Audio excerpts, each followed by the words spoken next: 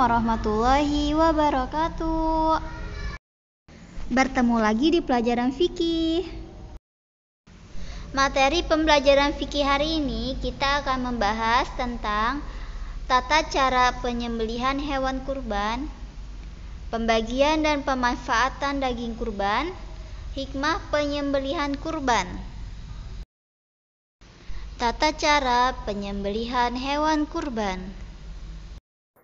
Untuk mendapat kesempurnaan menyembelih hewan kurban, hendaklah menyembelih memperhatikan dan melaksanakan sunnah agar hewan yang akan dikurbankan tidak merasakan menderita sewaktu disembelih, dan dagingnya pun halal dan berkah. Hal-hal yang disunahkan dalam menyembelih hewan kurban adalah sebagai berikut. 1. Membaca bismillah dan niat. 2. Membaca sholawat kepada Nabi Muhammad SAW. 3. Menghadapkan hewan ke arah kiblat. 4. Memotong 2 urat leher kanan dan kiri. 5. Memotong pangkal leher agar cepat mati.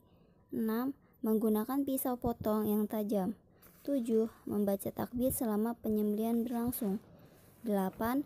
Disembelih sendiri oleh yang berkurban. 9. Membaca doa agar kurban diterima oleh Allah Subhanahu wa Ta'ala. Itulah yang disunahkan dalam menyembelih hewan kurban. Sekarang kita lanjut ke pembagian dan pemanfaatkan daging kurban. Daging kurban dibagikan kepada orang-orang yang berhak menerimanya, yaitu orang-orang yang kurang mampu. Hal ini sesuai dengan firman Allah Subhanahu wa Ta'ala yang artinya, maka makanlah sebagian darinya, dan sebagian lagi berikanlah untuk dimakan orang-orang yang sengsara dan fakir. Nah, daging kurban juga boleh loh dibagikan kepada orang-orang kaya, agar hati mereka terketuk untuk berkurban dan berbagi kepada orang lain. Bagaimana dengan orang yang berkurban? Bolehkah ikut mendapatkan bagian dari daging kurbannya sendiri?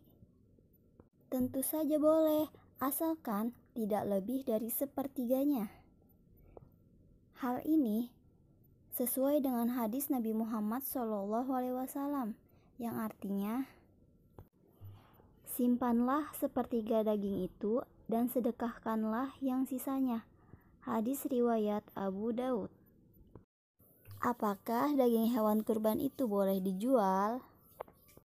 Jadi, daging hewan kurban tidak boleh dijual, bahkan sampai kulitnya pun tidak boleh dijual.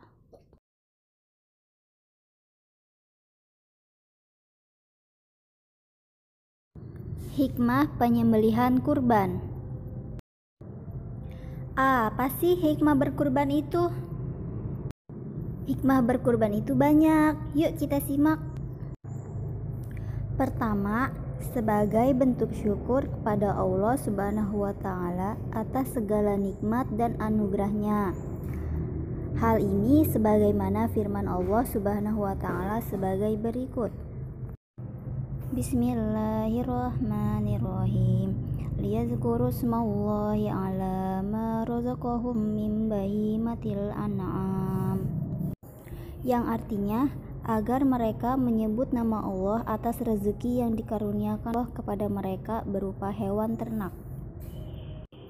Yang kedua, mengajarkan kita untuk peduli dan mau berbagi kepada orang lain. Yang ketiga, dapat meningkatkan keimanan dan ketakwaan kepada Allah Subhanahu wa Ta'ala. Hal ini sesuai dengan firman Allah Subhanahu wa Ta'ala yang artinya, daging hewan kurban dan darahnya itu sekali-kali tidak akan sampai kepada Allah, tetapi yang sampai kepadanya adalah ketakwaan kamu. Keempat, menambah kecintaan kepada Allah Subhanahu wa Ta'ala, karena berkurban termasuk perbuatan yang paling dicintai Allah Subhanahu wa Ta'ala. Hal ini berdasarkan hadis Nabi Muhammad SAW sebagai berikut yang artinya, tidak ada amalan yang paling dicintai Allah yang dikerjakan anak Adam atau manusia pada Idul Adha selain menyembelih hewan kurban. 5. Mendapat ampunan dari Allah Subhanahu wa Ta'ala atas dosa-dosa yang pernah dilakukan. Hal ini sesuai dengan hadis Nabi Muhammad SAW sebagai berikut. Fatimah, berdirilah dan saksikanlah hewan sembelihanmu itu. Sesungguhnya dosa-dosa yang kamu lakukan diampuni sejak darahnya mulai menetes.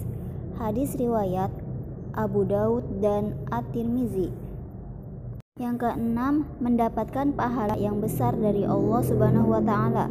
Hal ini sesuai dengan sabda Nabi Muhammad SAW sebagai berikut. Pada setiap lembar bulunya kita memperoleh satu kebaikan. Hadis riwayat Ahmad dan Ibnu Majah.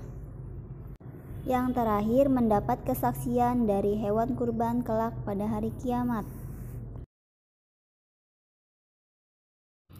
Terima kasih, semoga bermanfaat. Wassalamualaikum warahmatullahi wabarakatuh.